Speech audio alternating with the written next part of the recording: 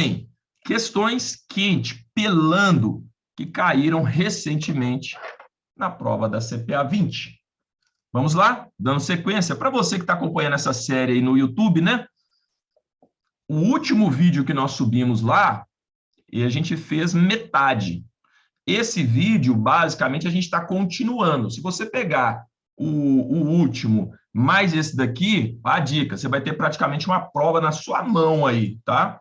Então, se você está vendo esse vídeo primeiro, vê o outro lá, que esse aqui vai ser mais ou menos a sequência do outro. Tudo bem? Então, vamos lá. Primeira questão na tela para vocês. Leiam com calma, ninguém está com pressa aqui. Aqui, ó, só para vocês situarem, a gente está fazendo questões a partir do módulo 4, tá bom? Que a gente vai ver ações, renda fixa, derivativos, tributação. Ó, vocês já começaram muito bem. Falta acordar um pouquinho, mas começaram bem, tá? Olha só um detalhezinho aqui que vocês caíram, ó. A retenção... Opa! Vocês já viram a resposta, mas tudo bem, não tem problema não. É bom que quem errou já sabe. Ó, a retenção... Oh, meu Deus do céu. Caneta. Isso. A retenção e o recolhimento do imposto de renda na fonte incidentes sobre os rendimentos auferidos em ações são de responsabilidade. Vamos lá. Em ações, eu vou ter aqui a ação à vista e eu vou ter aqui o day trade. Lembrem que o imposto de renda ele tem dois momentos. O imposto de renda aqui no à vista ele é de 15% e no day trade ele é de 20%. Todo mundo lembra disso. Porém, tem uma parte desse imposto que é retido na fonte antecipadamente. Lembram disso? Ó, aqui é 0,500 de ré. É retido na fonte antecipadamente. Aqui é 1%, retido na fonte antecipadamente. Não é esse mais esse. Ok? É o total de 20, sendo 1% retido na fonte, o total de 15, sendo 0,500 de ré retido na fonte. Se foi retido na fonte, concordam comigo que não é o próprio investidor? Não pode ser o próprio investidor, porque foi retido na fonte, nem o próprio beneficiário. Muito menos o administrador do clube, porque isso daqui não é clube de investimentos. Ó, retenção e o recolhimento do imposto de renda na fonte sobre o rendimento auferidos em ações. Clube de investimento é outra coisa. Que, por sinal, lembrem, embora a gente não tenha abordado isso no detalhe, porque não tenho caído muito na prova, clube de investimento é igual fundo de ações. Tem que ter 67% da carteira em ações. Isso aqui é igual fundo de ações, só que restrito por um grupo de pessoas. Tá? Não tem muito segredo aqui, não. Quem que é o responsável por reter o imposto na fonte? Na fonte é a instituição que intermediou a operação. Tudo bem? Lembrando para o pessoal das turmas aí, esses simulados aqui, eu mandei para vocês no grupo, tá? Um daqueles simuladões é esse simulado que nós já estamos fazendo aqui, tudo bem? Então, se tiver dúvida, pergunte. Questão que caiu essa semana. Excelente. Aqui, você tem que dominar um conceito de imposto de renda em ações para responder esta questão. Presta atenção. Uma informação extremamente importante que essa questão nos dá. Um investidor, pessoa física. Aqui já é uma informação importante. Faz as seguintes vendas. Lembra que a prova também utiliza a palavra alienação. Alienação. Só para você saber que alienação significa venda. Inclusive, ele coloca aqui, ó, de ações que seguem abaixo. Aí você vai analisar aqui, que a gente já vai analisar, mas ele fala o seguinte: estão isentos de IR os ganhos com alienações nos meses de regra. Você tem que dominar o conceito para saber responder essa questão. Olha a regra. Eu tenho aqui para ações à vista. E eu tenho day trade. Lembrando, o imposto na venda à vista, o que é a venda à vista? Com mais de um dia. E aqui, a compra e a venda aconteceu no mesmo dia. Ok? Só para lembrar. Então, o imposto de renda aqui no à vista ele é de 15%, sendo 0,500 de ré na fonte. E o imposto de renda aqui, ele é de 20%, sendo 1% na fonte. Legal. Porém, contudo, entretanto, nós temos uma regra apenas para a venda à vista que, ó, se, olha as condicionantes, o investidor for pessoa física e ele vender no mês até 20 mil, não é o valor do lucro. Se o valor total da venda no mês for de até 20 mil, o que vai acontecer? Ele vai ter a isenção de imposto de renda. Isso para o valor das vendas dentro do mês até 20 mil. Esse é o conceito.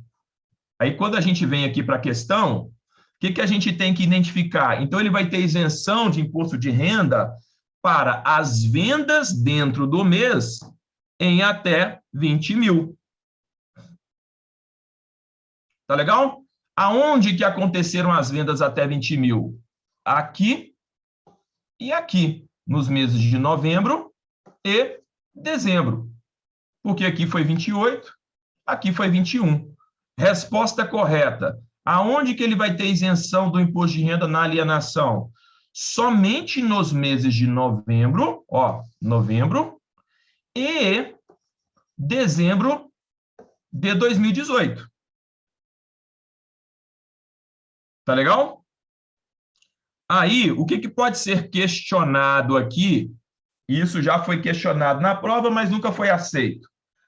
E até um comentário aqui do aluno também. Acabei de ver, ó. Davi, mas aí não está falando se foi à vista, mas também não está falando que foi day trade. Então, para eu assumir que foi day trade, ele tem que ser específico em me falar, que aqui está falando, ó, as alienações. Se ele não me deu a data da compra, eu assumo que é uma venda à vista. Quando for day trade, ele vai especificar que é uma operação day trade. A compra e a venda aconteceram no mesmo dia. Tá? Então, a prova tem isso.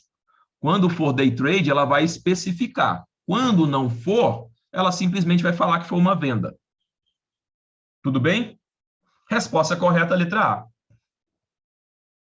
Mas dá para fazer por eliminação também. Ó. Em nenhum dos meses, visto que investidor pessoa física não possui isenção. Tem isenção. Somente nos meses de janeiro e fevereiro. Totalmente errado. Em todos os meses, visto que o investidor teve ganho com a venda das ações. Se ele teve ganho, ele vai pagar imposto. Ele vai ter isenção se vender até 20 mil. Aí tem um comentário aqui, mas se fosse day trade, poderia ter isenção se fosse único mês? Não. Day trade não tem isenção de imposto de renda, independente do que for. Só tem isenção para as vendas à vista, respeitando o critério que eu comentei. Pessoa física vendendo até 20 mil dentro do mês. Tudo bem? Day trade, não. Ok? É só raciocinar. O day trade ele já paga o imposto de renda maior. Por quê? Esse investidor é aquele investidor da especulação. Comprar e vender no mesmo dia não é o cara que está comprometido no longo prazo. Esse cara quer especular. E uma forma, né, de tentar não incentivar tanto, não significa que está errado, não incentivar tanto esse tipo de operação cara, eu quero atrair um investidor de longo prazo. Esse cara que vem para especular, eu vou cobrar mais imposto de renda dele. Muito bem, próxima. Daqui é uma questão que envolve mais raciocínio. Bem, ó, tem mesmo. Qual seria a estratégia indicada? Ah, beleza. Para um investidor que possui uma carteira de ações diversificada, mas está com medinho, gente. Ele está com medo em relação a uma queda nos ativos. O cara está com medo do mercado cair. Então, vamos só dar um exemplo aqui, ó. Você tem o índice Bovespa. o cara está com medo do índice Bovespa cair. Então, ele tem que montar uma operação para se proteger da queda do Ibovespa. Ok? Porque esse é o cenário que ele acredita. Observe o seguinte, a resposta aqui é a letra A. Então, se você marcou a letra A, você acertou. Se você não marcou, presta atenção na explicação. Comprar uma opção de venda de índice. Que índice? Índice Bovespa, o índice da Bolsa. Tudo bem? Por que que essa é a alternativa correta? Quando você compra aqui uma put, o que que é uma put? Uma opção, e lembrem que opção significa um direito de quê? De vender. Vender o quê? O índice, vou colocar aqui, ó, por um preço X. Eu vou colocar o preço X aqui, tá? Ó, vou colocar que ele tem o direito de vender o índice a 110 mil pontos. Daqui a um ano.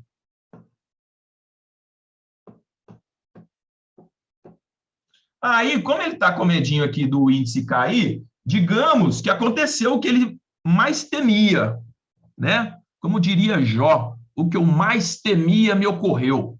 Vocês têm que ler a Bíblia também, tá? Mas vamos lá. O que ele mais temia aconteceu. A Bolsa derreteu. A Bolsa estava aqui nos seus 114 mil pontos e aconteceu da Bolsa cair para 85 mil pontos. Olha só, a Bolsa a 85 mil pontos, caiu uma queda forte. Ele tem aqui uma opção, um contrato, que é uma put, que é uma opção de venda, que dá a ele o direito de vender o índice Bovespa a qual pontuação? 110. E o índice Bovespa está quanto no mercado? 85. Então, ele conseguiu se proteger desse cenário que ele acreditava, que era da queda dos ativos. O índice Bovespa está a 85, mas ele comprou uma opção, ou seja, comprou um direito de vender o índice a 110 daqui a um ano. O índice está a 85, ele vende a 110, feliz e contente. Por isso que a resposta é comprar um direito, opção, de venda de índice. Então, a pergunta assim, Davi, mas quem vai comprar mais caro se está barato? Na realidade, quem vai comprar esse índice dele a 110, lembrem aí, me ajudem aí, quem que vai comprar? Ele está vendendo. Se ele está vendendo, alguém vai ter que comprar dele, não é verdade? Quem vai comprar dele esse índice a 110? Respondam para mim aí. Ó, a Mariane já mandou, o lançador se ferrou. O lançador, lembram que aqui é uma operação feita entre duas partes? Excelente, pessoal. De um lado aqui, ó, eu tenho quem adquiriu esse direito, que é o titular. O titular, ele tem direitos. Eu nem acredito que vocês estão entendendo isso assim com tanta profundidade, viu? Parabéns. Nem precisava entender tanto, tá? Nem precisava entender tanto para a prova, não, mas vocês estão nota 10. Do outro lado aqui, o titular fez negócio com quem? Com o lançador. O lançador tem o quê? Obrigação. Para com quem? Para com o titular. Se o titular quiser exercer o direito dele, o lançador será obrigado a acatar. Então, no nosso exemplo, o titular tem o direito de quê? Direito de vender. Logo, o lançador vai ser obrigado a comprar. Entendeu, Bruno? Que ele fez um contrato com ele, cara. Vou exercer meu direito. Ele, ó, sim, senhor. Contrato é contrato. Amém? Muito bem. Olha aí, ó, se cair na prova de vocês, me mandem por gentileza, tá? Não estava caindo muito, mas se cair essa na prova de vocês, andou caindo, por isso que eu gasto um tempo explicando lá no curso sobre análise de gráfico, mas olha lá aí. Nas aulas presenciais, quando o aluno acerta uma questão que envolve um pouco mais de análise, ele ganha um bis. Na aula online, né, infelizmente eu não consigo mandar um bis aí para vocês, porque principalmente aí que a gente está com o Brasil todo, né? Mas na aula presencial, essas questões que eu considero mais de análise, eu dou um bis para o aluno que acerta. E na sala de aula a gente tem as plaquinhas que o aluno levanta. Quem ganharia aqui? Ó? O GR já ganharia um bis. Essa daqui é prática, tá? Depois eu quero que vocês coloquem aí, mas é mais prática mesmo, tudo bem? Vou treinar com vocês aqui novamente, para a gente, se cair uma questão dessa, você vai falar assim, não acredito que eu consiga responder essa questão tão fácil. Ô, Bruno, então, put é venda e qual é compra? Você diz em qual momento que você deve adquirir uma opção de venda e adquirir uma opção de compra? Ou o que significa venda ou compra? Porque venda é put, compra, C de compra, C de call, tá? Vamos lá, gente. Olha só. Antes de responder essa questão, vamos aqui para o quadro. Olha só. Lembrem da dica que eu dei para vocês. Aqui, ó. Aqui é 0, para cima é positivo, para baixo é negativo. Respondam para mim aí no chat, tá?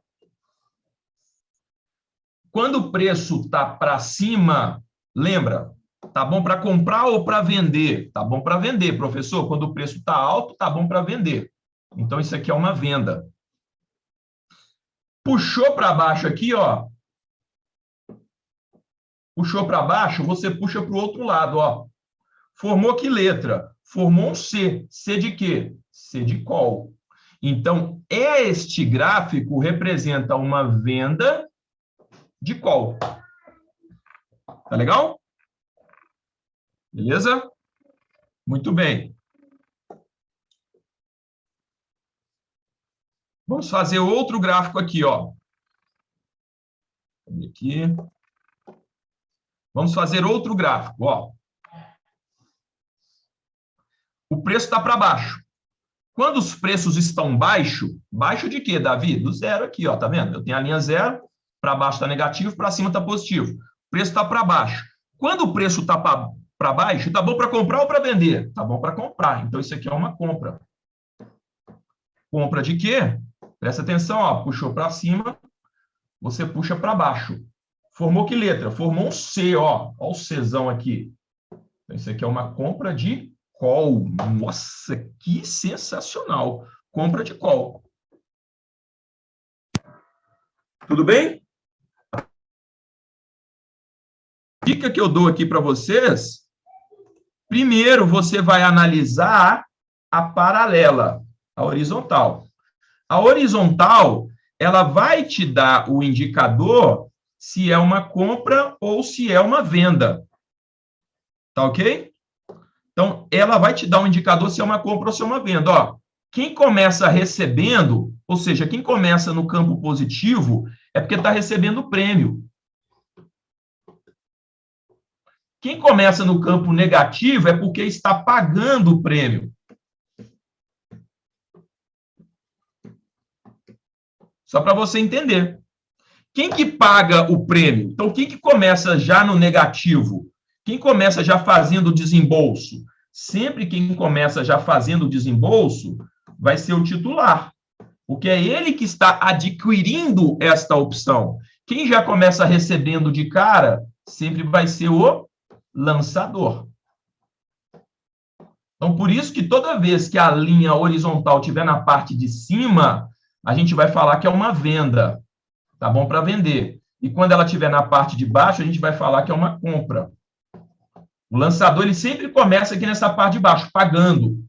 E o titular sempre começa aqui nessa parte de baixo, que ele começa pagando. E o lançador nessa parte de cima, ele sempre começa positivo, que ele recebe o prêmio. Lembram lá da barraca de opções? Ó, o titular paga o prêmio. Ele paga para quem? Ele paga para o lançador. Se o titular paga o prêmio, é porque o lançador recebe o prêmio.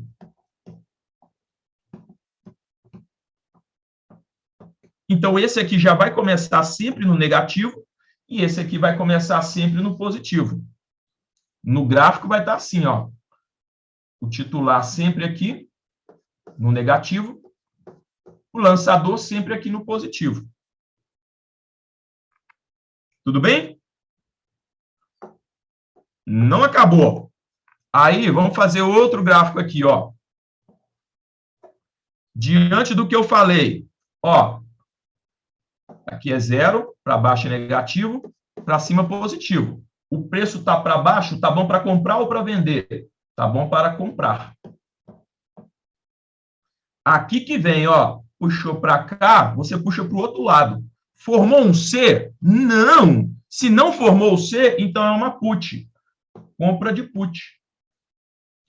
Se formar um C, vai ser C de call. Se não formar um C, não fica esperando formar um P, não, tá? Se não formou um C, acabou, é uma put. E o último aqui, ó.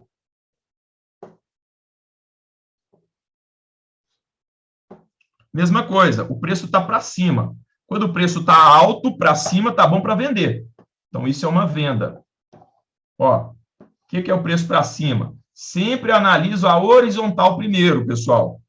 Você não analisa da esquerda para a direita, não, tá? Você analisa primeiro a linha horizontal. Então, isso é uma venda. Puxou para baixo, você puxa para cima, ó. Formou um C? Não. Então, isso é uma venda de put. Diante disso, utilizando a mesma análise, ó, aqui é o zero, para cima positivo, para baixo negativo. O preço está acima. Quando o preço está acima, tá bom para comprar ou para vender? Tá bom para vender. Então, isso aqui é uma venda. Puxou para baixo, você puxa para o outro lado. Formou um C? Não formou um C. Então, é uma venda de put. Aí você busca a sua resposta lá, tá vendo? Venda de put. Por que é uma venda? Porque aqui, ó, o preço está para cima, tá bom para vender. É uma venda. Não formou um C, então é put. Tudo bem?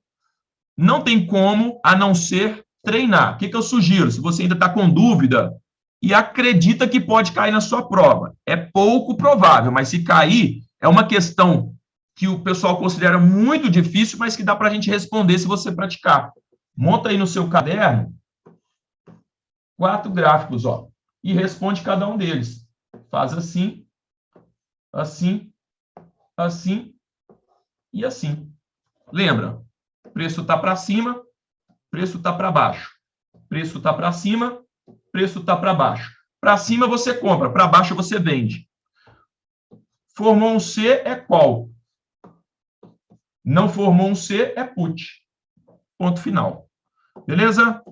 Próxima questão. Para cima eu vendo, para baixo eu compro. Para cima a gente vende, para baixo a gente compra, tá certo? Bom que vocês estão atentos aí. B e C estão iguais. Verdade. Mas isso pode acontecer na prova também. Elas só não podem ser a resposta correta, né? Porque se for correta, você tem que abrir recurso. Mas aqui fala o seguinte: a marcação a mercado dos ativos em um fundo é a metodologia que avalia esses ativos segundo os preços praticados atualmente no mercado. Marcar no mercado é você dar preço aos ativos pelo preço que os mesmos seriam vendidos agora, hoje.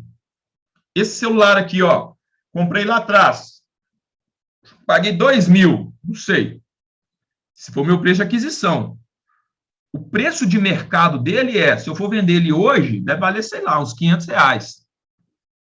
Então, esse é o preço de mercado. Em um fundo, a marcação a mercado consiste em precificar os ativos pelos seus respectivos preços de mercado. Resposta correta, letra D de dado. Mas estagiário, você já sabe, né? Dá mole demais aqui. Vamos lá. Olha só. Uma das principais diferenças entre os fundos fechado e aberto, então você tem um fundo fechado e o fundo aberto. Principal diferença, antes da gente ir para as respostas, tá? Você tem que conceituar antes. O fundo fechado, uma característica que ele tem número fixo de cotas. O fundo aberto, quantidade variável de cotas. O fundo fechado, ele só permite o resgate, ó, só no vencimento, ou no término, ou na liquidação. Já o fundo aberto, ele permite resgate a qualquer momento. Qualquer momento. Fundo fechado permite transferência das cotas. Você pode negociar essas cotas no mercado secundário. Isso não é resgate, é venda das cotas no mercado secundário.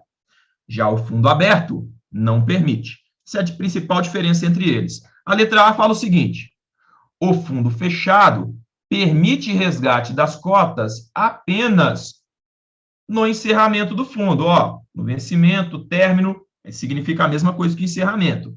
Essa está correta. A B e a C são iguais, né? Fala que o fundo aberto permite resgate apenas no encerramento, então essas duas aqui estão erradas. E vocês ficaram em dúvida na letra D, que diz o seguinte: tanto o fundo aberto quanto o fundo fechado permitem resgate de cotas a qualquer momento. Não. Desde que observado o prazo de carência. Não, o fundo fechado não permite resgate nunca, a não ser no vencimento. Então, carência não é vencimento. Carência é um prazo no qual eu tenho que respeitar para resgatar. Fundo com carência de 90 dias. Passados 90 dias, ele me permite o resgate. O fundo fechado não permite o resgate. É só quando vencer o fundo, só no término, só na liquidação. Resposta correta, letra A. Tudo bem? Dúvidas? Questão 37. Anota aí. Conceito de fundo aberto e fundo fechado é característica de prova. Ó, é esse tipo de comentário que eu gosto. Hoje tá punk. Até agora errei todas. Que ótimo. Porque quando tá facinho, a pessoa fala assim, nem sei para que eu acordei hoje. Para ver essas questões aí, água com açúcar, eu fico aqui fazendo meu simulado. Então, é bom você errar em sala de aula. Porque a gente tem que subir a régua, né, gente? A ideia é da gente subir a régua, porque na prova você vai encontrar pedreira. Boa, boa. A intenção, de verdade, tá? Não é, o professor quer que a gente erre. Não, a intenção é que essas questões de hoje, vocês errem uma boa parte, não a maioria, uma boa parte. Para quê? Espera aí, estou vendo questões de nível mais difícil. Aí, na hora que você encontrar questões desse perfil na prova, você já vai mais tranquilo. Agora, se você fica naquele simuladinho ali, água com açúcar, você pega uma prova pedreira, aí você toma um jab aí no meio do queixo, toma um nocaute na prova. Então, vamos treinar agora sim, ó, pesado, combinado? Muito bem, isso aí. Vamos lá, a próxima.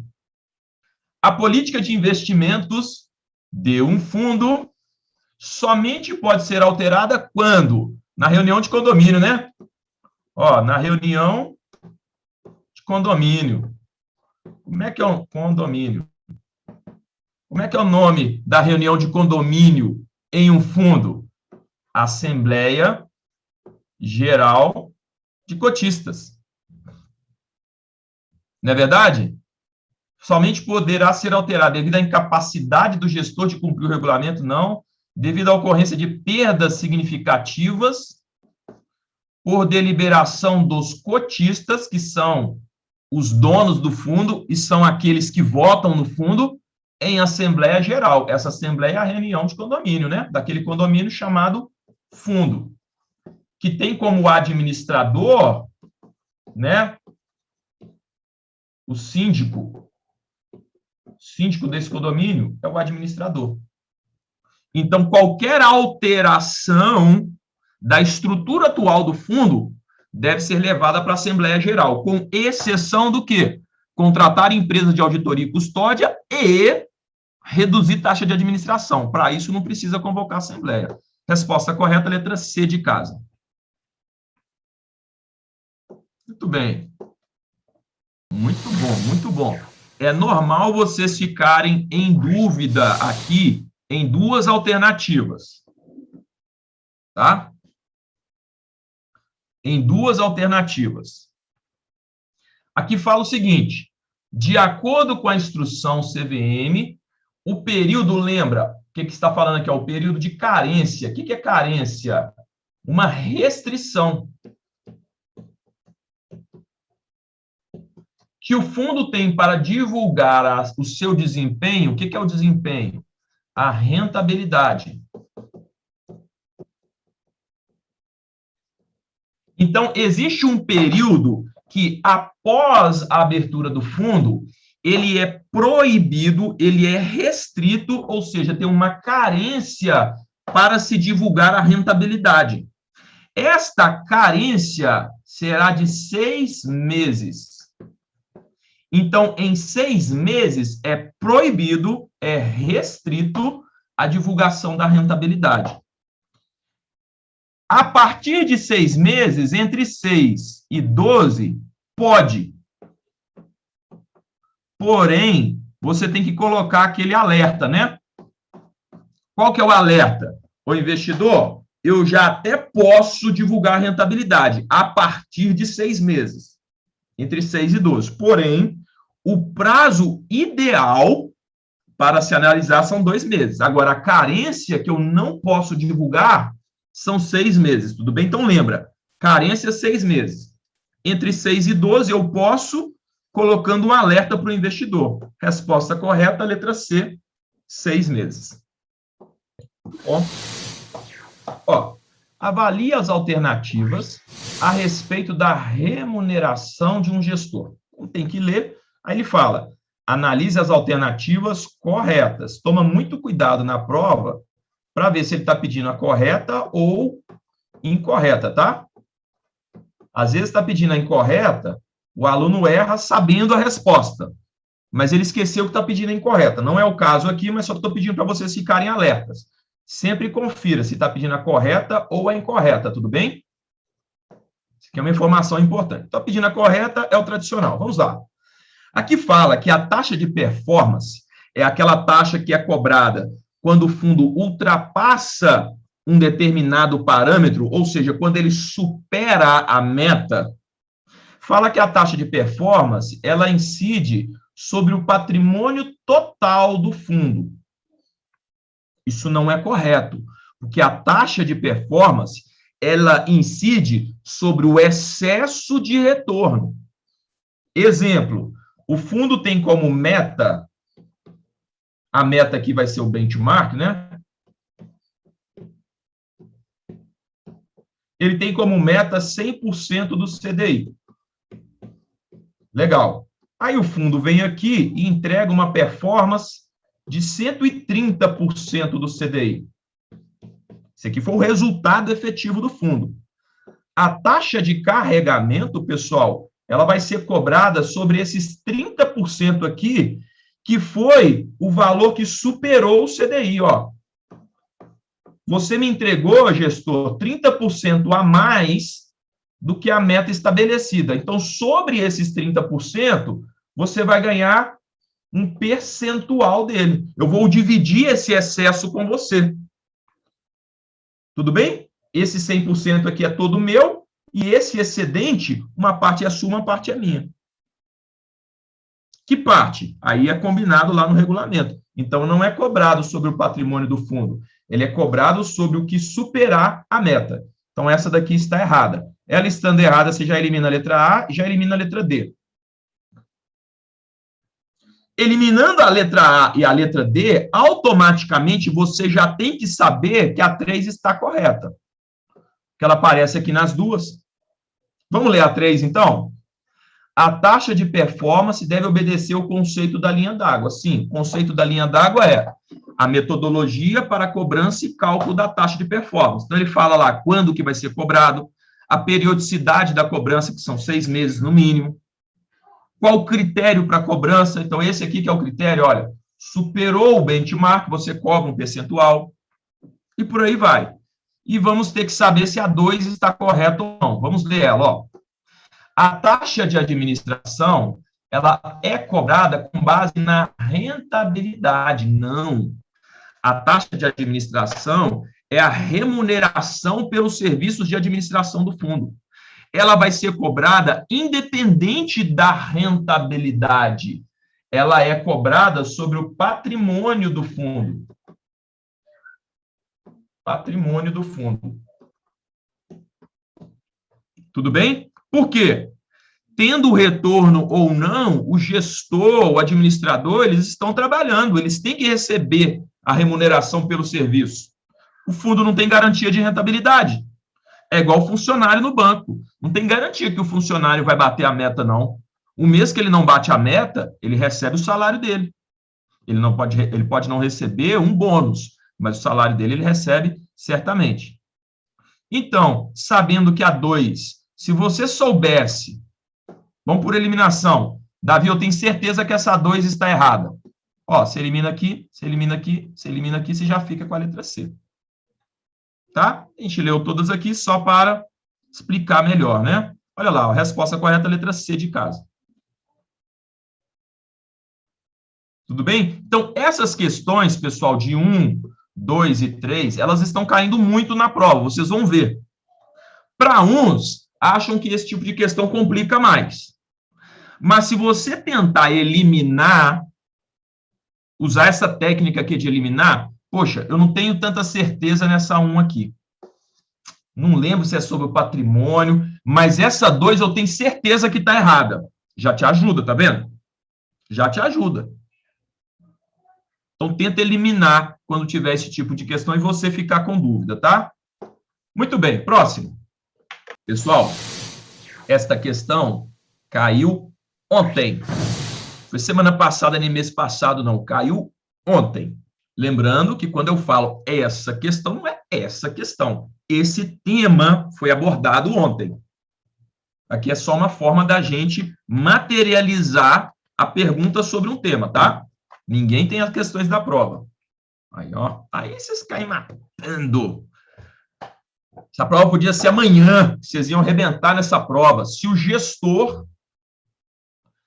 realizar uma operação fora do escopo da política de investimentos. Então, lembra, ele tem que respeitar o regulamento. Ele tem que respeitar a política de investimentos. Só que aí ele deu a louca lá. Hoje é dia de loucura. Hoje é dia de maldade. Eu vou fazer uma operação aqui fora do escopo da política de investimento. Quer saber? Eu vou mandar um Bitcoin aqui. Ah, Bitcoin que é bom. Comprar uma ação aqui, ó, vai arrebentar. Às vezes o fundo nem poderia comprar aquele tipo de ação. Vai todo mundo me agradecer. Aí ele fez uma operação fora do escopo. Ele não pode fazer isso. Ele tem que respeitar o regulamento. E da legislação vigente. Ele deve ter comprado cannabis. Tem fundo, vocês já viram que tem fundo de cannabis? Para quem não sabe, cannabis, né? É aquela ervinha verdinha aí. O pessoal dá aquela prensa, ó, aquela enroladinha, pá, uma pontinha, beleza? Não conheço, obviamente, né, pessoal? Eu só sei o que é, mas nunca experimentei. Nada contra quem experimenta aí. Muito menos a favor, porque isso não é legal. Mas tem fundo que investe em cannabis. Aí esse camarada, esse gestor aqui, por exemplo, aí investe em cannabis. Só que tem uma forma legal de você investir nisso, tá? Lá no mercado internacional. O cara não, o cara foi lá no morro e comprou cannabis para o fundo. Tá? Mas tudo bem, porque ele não respeitou a legislação também. Aí fala, a responsabilidade, caso ele realize uma operação fora do escopo e da lei, sobre eventual resultado negativo, recairia sobre quem? Olha só, vai recair sobre o gestor e também sobre o administrador, porque o administrador, ele é o responsável legal pelo fundo. Ele é o responsável legal pelo fundo perante a CVM. E ele é responsável por controlar os demais prestadores de serviços no fundo. Tá ok? Então, ele responde em conjunto aqui com o gestor. Na realidade, a notificação da CVM vai chegar para o administrador. Ele vai falar, ô, gestor, aí você tá doidão? Igual o pessoal brinca, né? Você fumou um? Aí, literalmente, né? Pô, deu um mole aqui, achei que isso aqui seria bom e tal, mas não respeitou a política. O administrador ele tem que ficar gerenciando para ver se os prestadores de serviço estão seguindo a legislação, se estão seguindo o escopo da política de investimentos do fundo. Aí tem uma pergunta assim, Davi, e se o resultado fosse positivo, aí vale? Não. Independente se o resultado foi positivo ou negativo, ele não pode atuar fora do escopo da política de investimento e muito menos fora da legislação. Ele tem que ser autuado. Tudo bem? E no limite, exclui-se o gestor, convoca uma assembleia para substituição do gestor. Resposta correta, letra A. Tudo bem? Próxima. Ó,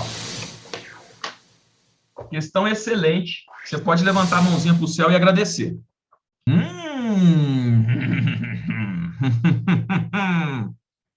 Vamos lá? Ó você na prova. Olha você na prova. O percentual... Olha o que está falando aqui. Não, professor, meu Deus do céu. Ah, não, eu estou dormindo. Eu estou dormindo, me acorda. Não, é porque eu ainda estou com sono. Ah, é isso se você for fazer a prova às 8 horas da manhã. Vai estar com sono também? Lembrem a diferença entre máximo e mínimo. Aí você na prova. O percentual máximo que um fundo de renda variável deve ter em seu patrimônio líquido investido em ações, você fala, já manda dancinha. O professor falou, levanta a mão para o céu. Ai, papai, obrigado pelas suas bênçãos. Manda mais dessa. Nossa, o professor falou que ia cair questão fácil mesmo. Ah, 67 já manda dancinha. Não! Sabe o que é isso daqui? Isso é laço do inimigo. O percentual máximo, pessoal, é 100%. O mínimo, que é 67%. Só que a sua mente, ela te sabota. A sua mente, ela lê essa letra e esse final aqui. Ela corta esse pedaço aqui e na hora que você digita no Google da sua mente o percentual, aí na hora que digita o M, aí a sua mente já bloqueia, já vem para renda variável, já vem para ações, percentual, renda variável, M, ela já puxa o 67. E a prova malandramente te sugestiona 67, você fala, pô, é Deus que está me abençoando. Não. O percentual máximo é 100. O percentual mínimo, 67. Tudo bem? Então, na hora da prova, atenção. Eu já comentei com vocês. A prova testa seu conhecimento e a sua atenção. Então, essa aqui é uma questão boba, fácil, mas que a gente erra. Então, eu estou fazendo questão que vocês errem de novo em sala de aula, porque aí, na hora que chegar na prova, eu lembro, cara, essa daqui eu errei em sala. Então, pera. Deixa eu conferir 2, 3 vezes se está falando o máximo ou se está falando o mínimo. Quando você erra uma questão de correta e incorreta, opa, deixa eu testar 2, 3 vezes se está falando certo, correta ou incorreta. Tudo bem? Então, ótimo. Próxima questão. Pessoal, muito bom. Gente, a prova não é só de pegadinhas, porque senão o aluno ele vai para a prova bitolado, a prova é só pegadinha, não é só de pegadinhas. O que a gente tem que ficar atento é que uma técnica de elaborar a questão é tentar ver se o aluno está prestando atenção a todos os detalhes. Mas tem questão que é muito direta, não tenta achar pegadinha onde não tem. Eu só coloco algumas pegadinhas aqui porque a prova tem, não são muitas, mas para treinar você a ter atenção, só isso, tá? Porque senão o aluno ele vai bitolado, não, a prova vai tentar me pegar de todo jeito. Não. Ela testa atenção. Tudo bem? Ela testa atenção. Essa questão aqui, ó, as perdas apuradas no resgate de cotas de fundos podem ser compensadas. Sim, podem ser compensadas. Lembra? fundo de ações compensa com fundo de ações. Vou colocar aqui, né? Fundo.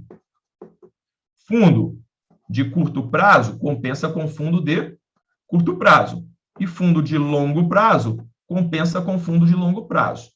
E tem um critério.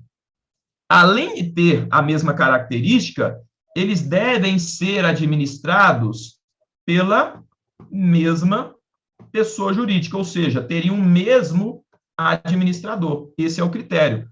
No mesmo ou em outro fundo de investimento, administrado pela mesma pessoa jurídica. Então, tem que obedecer este critério e este critério aqui. Tá legal? Não é por qualquer pessoa jurídica. Você não pode compensar o prejuízo que você teve num fundo do Santander com o fundo do Itaú, porque são administradores diferentes. Agora, se os dois forem administrados pela mesma pessoa jurídica, pode fazer essa compensação de lucro e prejuízo. Amém? Próximo. Um outro ponto, pessoal, é que na prova vocês vão ter 2h30. Então, não tenha pressa para fazer a prova, não responda questões com pressa. Na média, essa prova leva 1 hora para vocês fazerem. Na média. Quem gasta muito, gasta 1h30. Dificilmente o aluno gasta 2h30. Assim, raríssimos os casos. Na média é isso daqui, ó, entre 1 e 1h30. Então, tem tempo de sobra para vocês lerem. Não é assim, nós tem que responder rápido, porque o horário vai acabar. Não, vai com calma. Calma. Ali é um momento importantíssimo para vocês. Pessoal, olha só essa questão. O aluno pode falar assim, é pegadinha. Não é pegadinha. Ela está testando um conceito. Ó. O investidor que aplica num fundo de curto prazo, ele vai resgatar após 721 dias corridos. Qual é a alíquota de IR? Você tem que desenhar a tabela. Você tem a tabela de curto prazo, você tem a tabela de longo prazo. Tá legal? A tabela de curto prazo, de 0 a 180, 22,5%. De 181 em diante, vou colocar assim, ó, a partir 20% e para aqui. Essa é a tabela de curto prazo em fundos. Já a tabela de longo prazo, ela vai de 0 a 180, 22,5%. Depois de 181 a 360, 20%. Depois de 361 a 720, 17,5%. Depois de 721 em diante, 15%. Eu já ensinei para vocês como que monta essa tabela aqui, né? A de longo prazo é 180, 180, 360. Ou 180 vezes 2, vezes 2. Então, a tabela de curto prazo, a partir de 181 dias, é de 20%. E ele resgatou num fundo de curto prazo, após qual prazo? 721. Então, 721 está aqui, ó. Quanto que ele vai pagar? 20%. Resposta correta, letra C. Seria 15 se fosse um fundo de longo prazo, mas é um fundo de curto prazo. Entenderam aí quem marcou letra A o porquê que errou?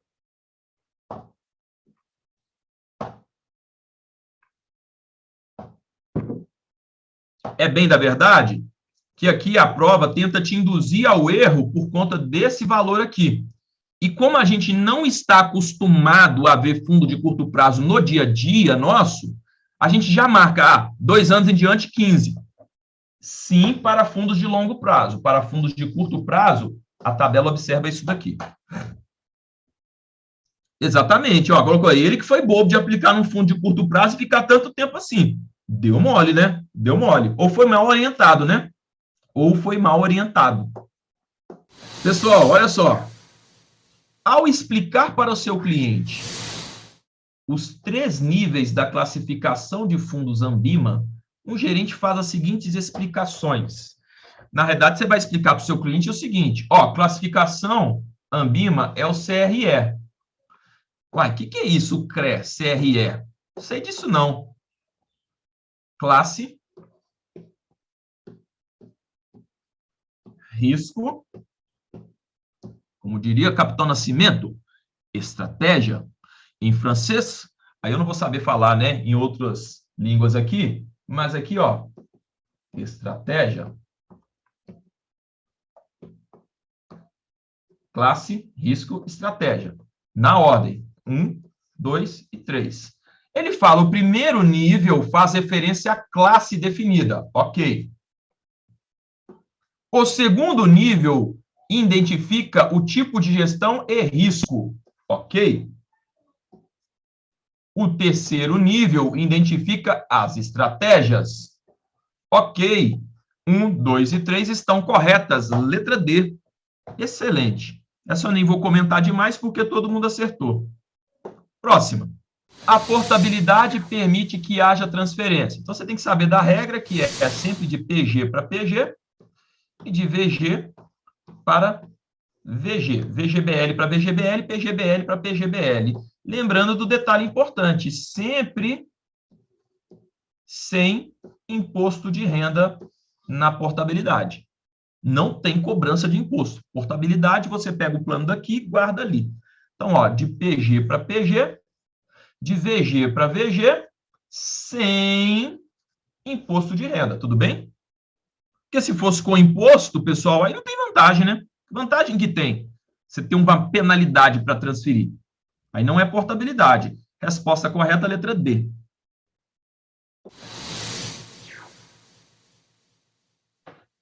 Olha lá. Um cliente contratou um VGBL e ele fez um aporte neste plano no mesmo dia. Ele poderá portar esses recursos para o VGBL que ele possui em outra entidade, contados a partir da data de contratação, após mínimo de. Então, ele está falando assim, qual que é a carência para movimentação? Toda vez que eu movimento um plano de previdência, o que é movimentar? Resgatar, portabilidade. Fiz uma movimentação na previdência, eu tenho que respeitar um prazo de carência de 60 dias. Resposta correta, letra B de bolo, 60 dias. Tudo bem? Próxima. Pouquíssima dúvida nessa daqui, pessoal. Ótimo. Pouquíssima dúvida. Previdência, como eu falei, de maneira geral, eu estou esperando que vocês vão fechar a prova nessa parte de previdência, tá? Minha expectativa é essa. Sobre os planos VGBL e PGBL, considere as afirmativas a seguir. 1. A portabilidade é permitida de um plano VGBL para PGBL. Pode estar de brincalhation com a gente, né? Não pode de VG para PG. Então, eu já elimino aqui a letra A. Nos planos VGBL, não há abatimento das contribuições efetuadas na base de cálculo do imposto de renda.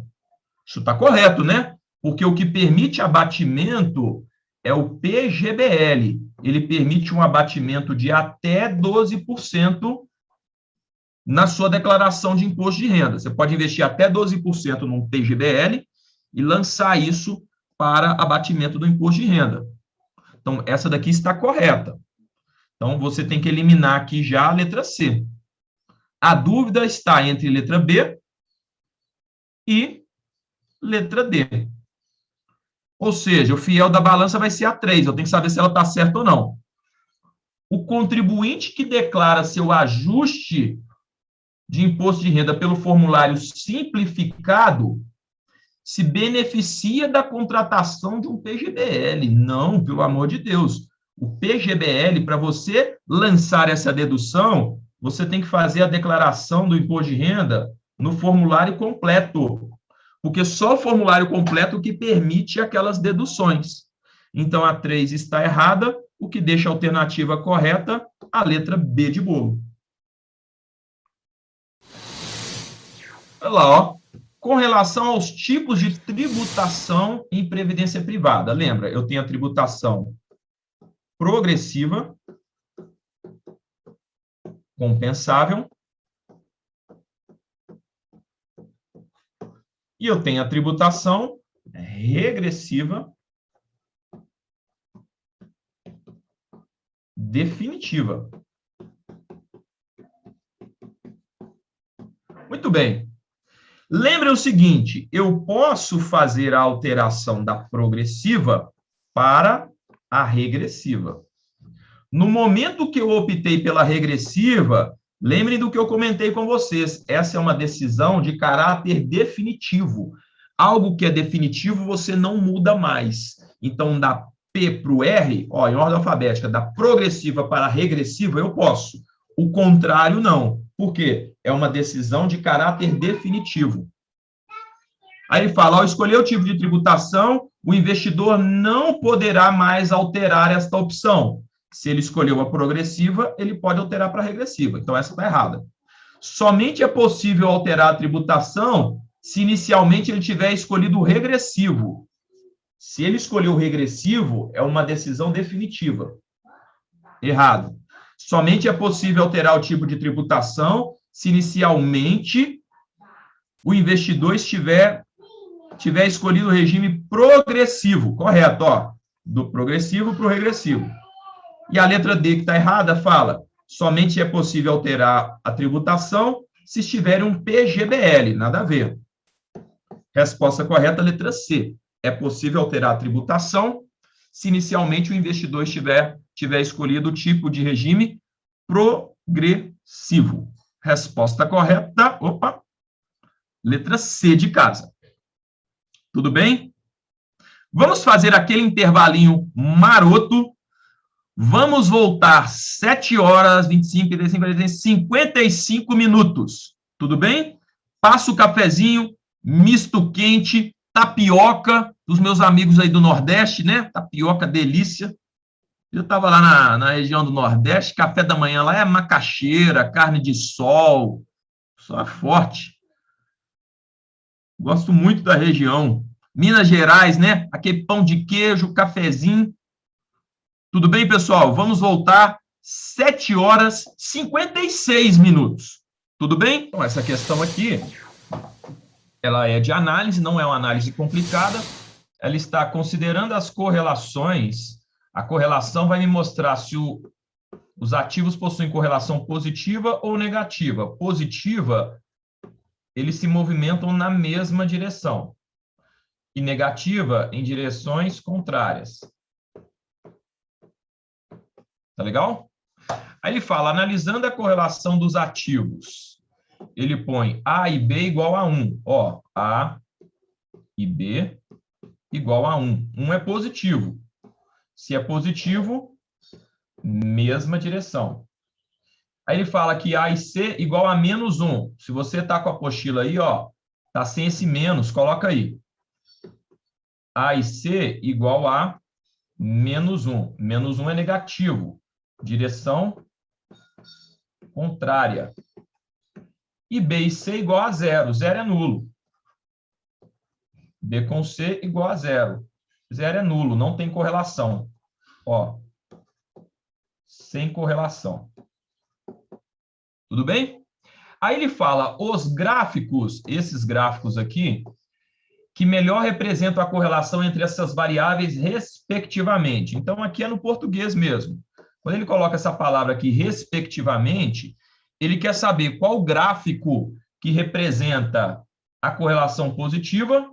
Então, é o gráfico 3, ó. Ó os ativos andando na mesma direção aqui, ó. Estão vendo que eles estão fazendo o mesmo movimento? Então, esse daqui é o 3. O gráfico que mostra essa correlação negativa é o 2, ó. Para cima, para baixo, para cima, para baixo. Estão em direções contrárias. Então, aqui é negativo, aqui é positivo. Consequentemente, o que sobrou aqui, o 1, que é o nulo, ó. Enquanto aqui está subindo, aqui está reto, está caindo, aqui está reto. Não consegue determinar a correlação. Resposta correta, letra D de dado. Tudo bem? Próxima.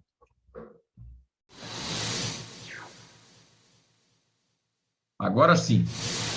Gente, ó, sejam duas aplicações A e B, com características semelhantes. Porém, o desvio padrão dos retornos de A é superior a B. Então, está falando aqui, ó, A e B. Esse aqui tem desvio maior. Desvio padrão maior. Com base nisso, pode-se afirmar que a aplicação... Gente, o que é desvio padrão? Desviar do seu padrão. Então, quanto mais você se desviar da sua média, a média vai ser o seu padrão, mais risco você tem. Ok? Quanto mais você se desvia, se distancia da média, mais risco você tem. Então, a resposta, o fundo A possui igual risco que B? Não. Se o desvio padrão do A é superior a B, não é igual, né? Por lógica, a gente não marcaria essa. Ok? A possui menor risco? Não. Desvio padrão, eu pego a minha média de retorno e eu vou analisar nos retornos individuais o quanto que eu me desviei da minha média. Tá? Então, quanto mais eu me desviar da minha média, então aqui, ó, isso aqui é o desvio e aqui é a minha média. Aí eu tenho um outro ativo que faz assim, ó. Olha a média dele aqui. Ele está muito mais próximo, os resultados estão muito mais próximos da média do que esse daqui, ó. Esse aqui se desviou muito.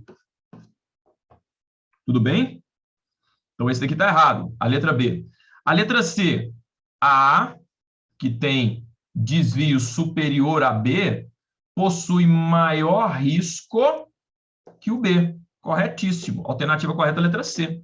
Aí, aqui fala, A não possui risco, não tem nada a ver. Tudo bem? Então, desvio padrão, pessoal, é o quanto eu me desviei do padrão. Ok? O padrão é a média. O quanto eu me desviei do meu padrão. Fala assim, ó, fulano tá fora do padrão dele. Não é isso não. Aquele cara não é assim. Por que ele não é assim? Ele não está no normal. O normal dele não é isso. Essa próxima aí caiu na prova e eu quero ver quem que acerta. Ótimo, gente. Olha só o que está falando aqui. Presta atenção.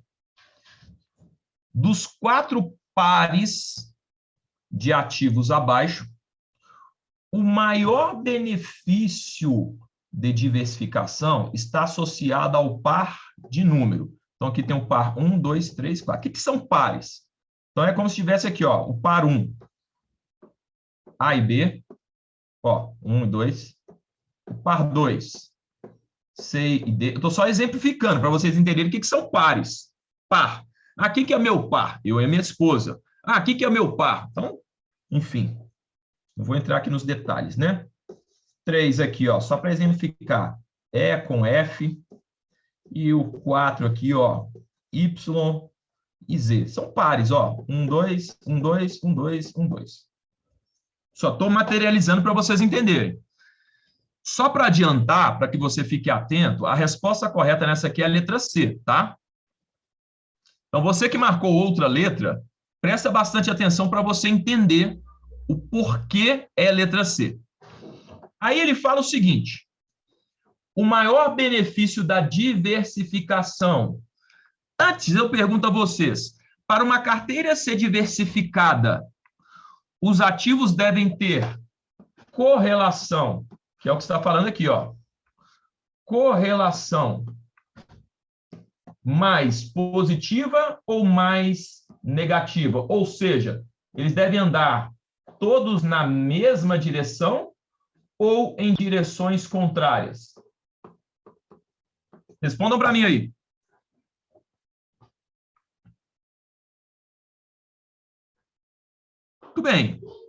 Muito bem, pessoal.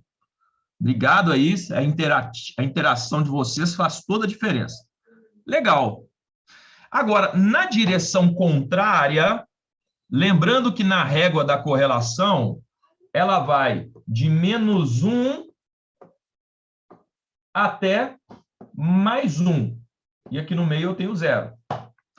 Ou seja, quanto mais próximo de -1, mais contrário os ativos vão se movimentar. Concordam comigo? Então, na hora que eu te der um índice de correlação, quanto mais próximo de -1, mais em direção contrária eles vão se movimentar.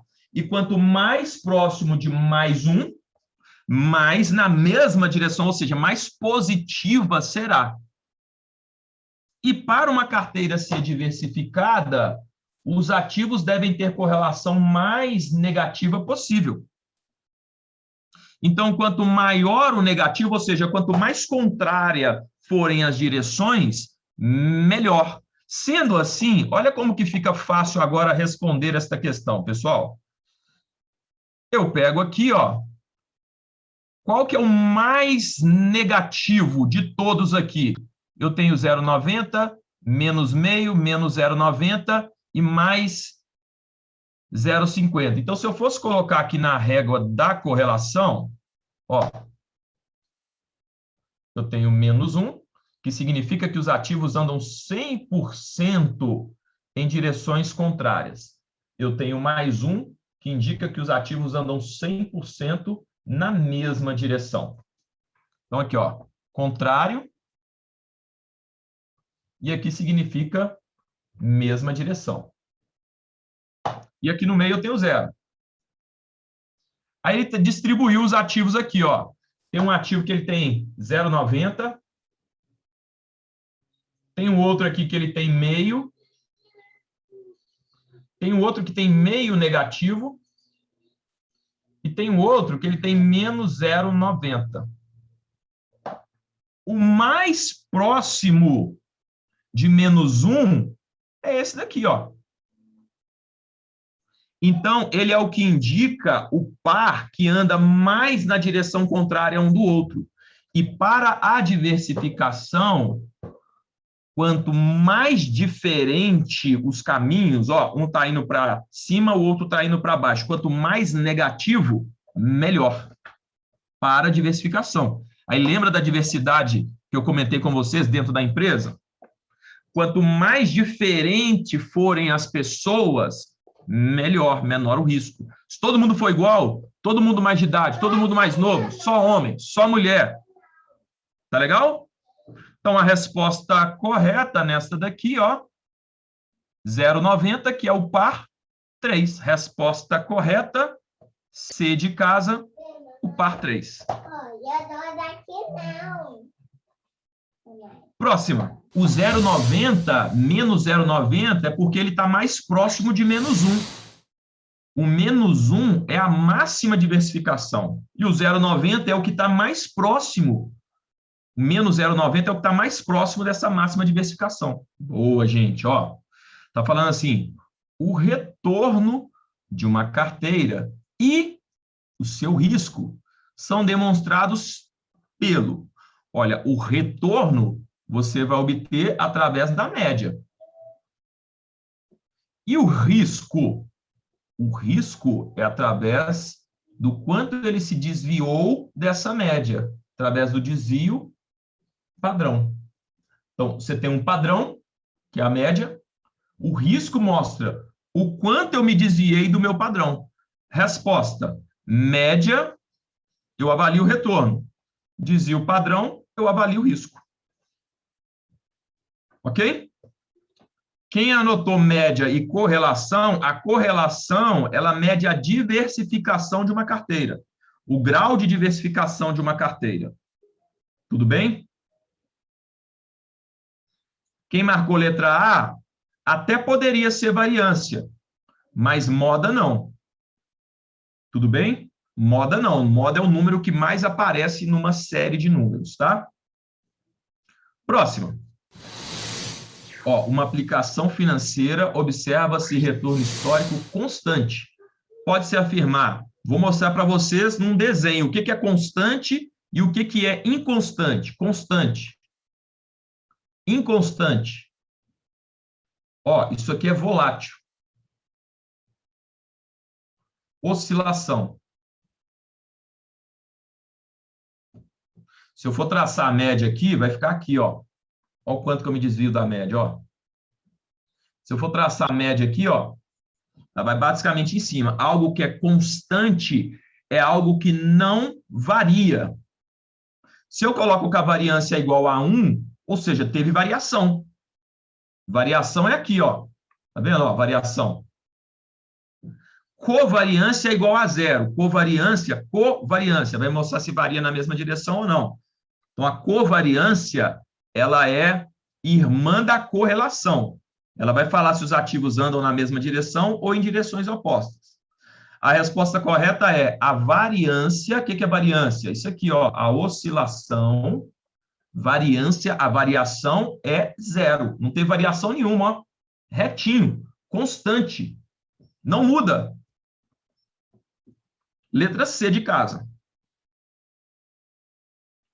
Então, variância mede o grau de volatilidade, de oscilação. Covariância, ó, coparticipativo. Aí eu estou analisando duas variáveis, como que elas se comportam. Se elas se movimentam em direções opostas ou se elas se movimentam na mesma direção. Tudo bem?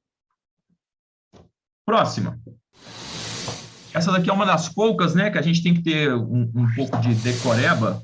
São poucas coisas que a gente precisa decorar mesmo. E essa daqui é uma delas. Se eu tenho a variância, são duas informações aqui que eu coloco para vocês, que quando eu tenho uma, eu consigo achar a outra, tá? Ó, se eu tenho a variância, eu consigo determinar o desvio padrão. Porque o desvio padrão é a raiz quadrada da variância. E se eu tenho a correlação, eu consigo achar o coeficiente de determinação, o coeficiente de correlação, determinação. Ó, coeficiente, correlação. É muito comum o aluno fazer um outro tipo de par, variância, covariância, não tem nada a ver. Variância mede a variação, covariância vai analisar se os ativos têm variação positiva, que significa andar na mesma direção, ou negativa, em direção contrária. Isso aqui seria a covariância, tá? Então, não faz par. Variância, covariância. A prova vai tentar te induzir justamente a isso, você fazer um par errado. Então, variância, desvio padrão, porque o desvio padrão, raiz quadrada da variância. Ponto final. Resposta correta, letra A, desvio padrão. Essa questão cai direto, tá? 55. Excelente, gente. Excelente. Vocês estão matando a pau. O risco de crédito é o risco de calote, está associado à capacidade do emissor de um título em não honrar os pagamentos. Lembra, quando você tem uma dívida, a dívida é composta por principal mais os juros. Ok? Se você deixar de pagar aqui ou aqui, você está tomando cano do mesmo jeito. Ok? Então, uma dívida, se ela é composta por principal mais juros, tanto um quanto o outro faz parte da dívida. Se eu pego 10 mil reais emprestado com você e te devolvo daqui a 5 anos os mesmos 10 mil, você tomou cano. Tomou cano do quê? Dos juros no período. Ou, se eu pego 10 mil reais emprestado com você e te pago lá no final só os juros, te dou 2 mil, você tomou cano do principal, recebeu só o juro. Ok? Então, resposta dos juros e do principal. Não honrar o pagamento dos juros e do principal, porque a dívida é formada por principal mais juros. Amém? Próxima. Excelente, ó. Determinada instituição financeira oferece fundos que têm em sua carteira títulos pré-fixados, conforme os seguintes prazos médios dos títulos: 45, 60, 90 dias. Com relação ao risco de elevação de juros, lembrem, quanto maior for a duration, mais risco em relação às variações da taxa de juros. Eu dei aquele exemplo para vocês ontem. Um título de 10 anos, quando você precisa trazer ele a valor presente, você tem que aplicar um desconto para cada ano. Já se você pega um título de 2 anos, o mesmo desconto ele vai se aplicar a 2 anos. Então, os títulos de vencimento mais longo, eles vão ter mais risco de variação. Eles vão ter mais sensibilidade às variações na taxa de juros. E qual que é o título de maior prazo? O de 90 dias, que é o fundo C. Ou seja, o fundo C está mais exposto. Mais exposto ao quê? Ao risco de elevação dos juros. Resposta correta, letra C de casa. Ok? Questão 58. Quem está acompanhando pelo papel, faça a que está aqui na tela, tá? Eu coloco duas versões justamente para vocês praticarem. Faça a que está na tela. Muito bom. Olha como que analisa essa questão aqui. Teve bastante dúvida, então prestem atenção, tá? Olha só. Considerando o índice de Sharpe, IS, né? Dos 3 fundos abaixo, podemos afirmar que... Então, lembra, o índice de Sharpe, ele mede a relação entre risco e retorno. Sendo que, quanto maior for o índice de Sharpe, quanto maior, melhor. Ok? Porque ele vai me falar qual fundo é melhor. Com qual parâmetro? Analisando risco e retorno. Tá? Então, observem que nesta linha de retorno, que é a vertical, e a de risco é a horizontal. Quanto mais para cima, mais retorno. Quanto mais para cá, mais risco. Eu vou colocar aqui só para facilitar, ó. 1, 2, 3, 4, 5. E eu vou colocar aqui, ó. 1, 2, 3, 4. E aqui seria 5, tá? Só para a gente visualizar melhor aí na escala. Observem que os fundos A e B, eles tiveram retorno de 5. Então, o retorno de A e B são iguais. Foram iguais. Como que eu faço para desempatar, então, essa brincadeira? Aí eu vou analisar agora a variável risco. E observem que o A ele tem risco de 3 e o B tem risco de 5. Então, se eu fosse analisar aqui, ó, A e B, o A teve retorno de 5. No meu exemplo, tá? O B também. Aí, risco. O A teve risco de 3. O B teve risco de 5. Olha o que eu encontrei aqui. Eles tiveram retornos iguais, porém o A tem menor risco. Então, entre A e B, eu vou ficar com quem? Com o A, que com o mesmo retorno, ele me entregou um risco menor. Então, a primeira conclusão que eu tiro é que A é melhor do que B. Então, vou anotar, ó, A melhor que B. Melhor o quê? Melhor relação risco-retorno. Ou seja, o Sharpe dele é maior. Agora, vamos analisar o B e o C. Observem que eles estão na mesma linha de risco. Vamos imaginar que aqui o risco é 5. Ó. Eles estão na mesma linha de risco. Qual que vai ser o fiel da balança aqui para desempatar? Se B e C têm o mesmo risco, eu vou escolher o de maior retorno ou de menor retorno? Ó, aqui o retorno de 5, aqui vamos considerar que é um retorno de 3.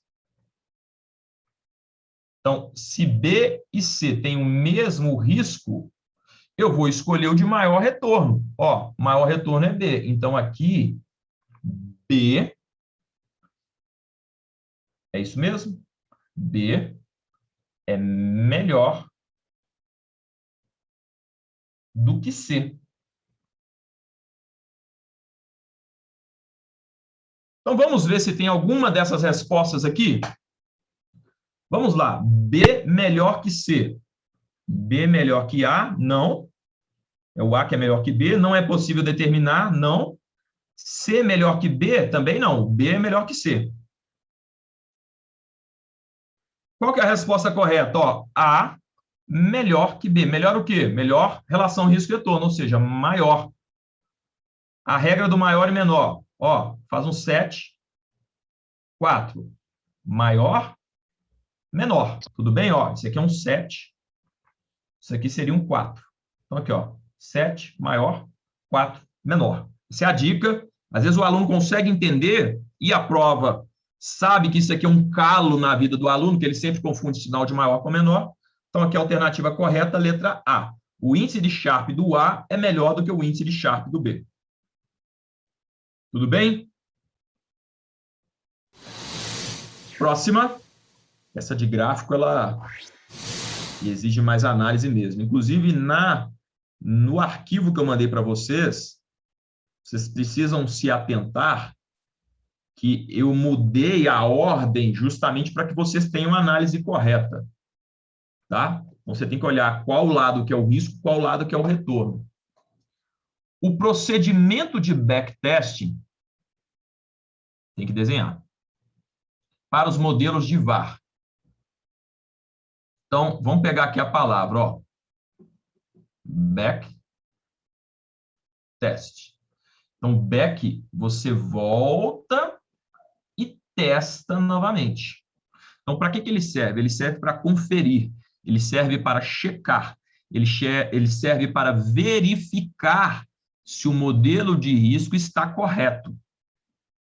Então, a letra A fala, calcular os parâmetros da distribuição e probabilidade. Não, isso aqui é desvio padrão. Probabilidade é desvio padrão. Quantificar o risco em casos de grandes variações de preços. Isso aqui é o VAR. Medir a perda média em situações de crise. Isso aqui nem existe, né? O VAR, ele calcula a perda máxima. A resposta correta, letra D, ó. Auferir o modelo de risco que está sendo utilizado, ou seja, ele confere, ele testar, auferir, checar, verificar, conferir, tem o mesmo sentido. Resposta correta, letra D de dado.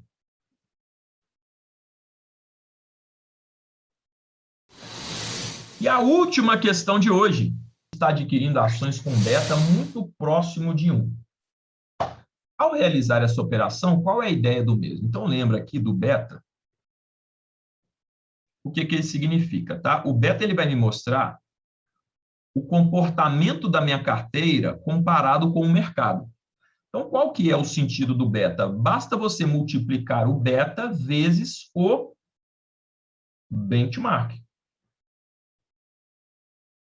Se o benchmark, vamos pegar aqui, ó, o Ibovespa, ele teve um retorno de 10%, e você tem um beta igual a 1, 1 vezes 10 vai ser igual a 10, ou seja, vai ser igual ao benchmark.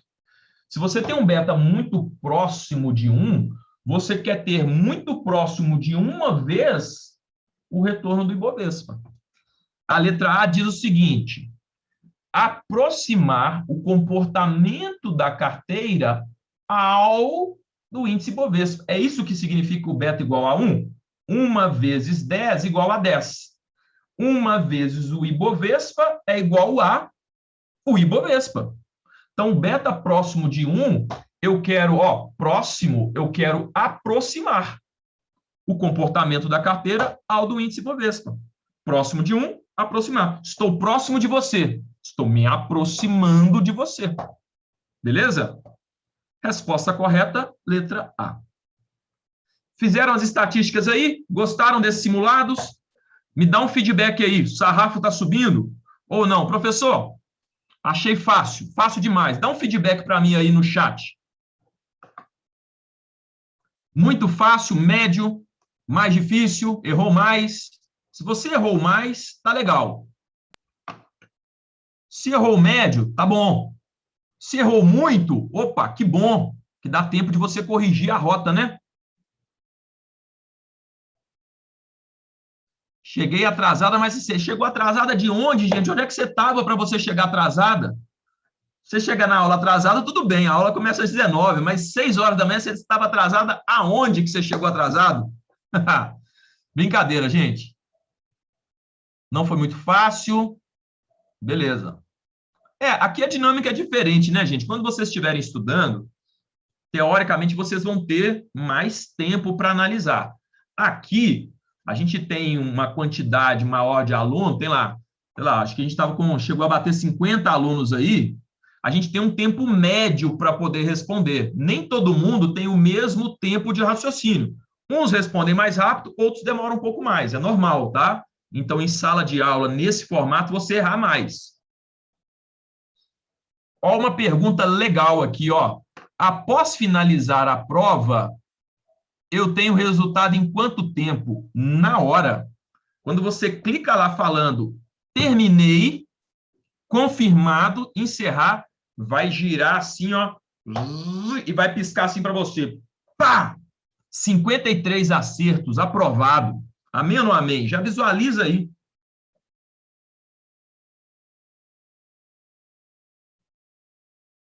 Combinado, pessoal? Ó, muito obrigado. Descansem hoje um pouco também, um pouco.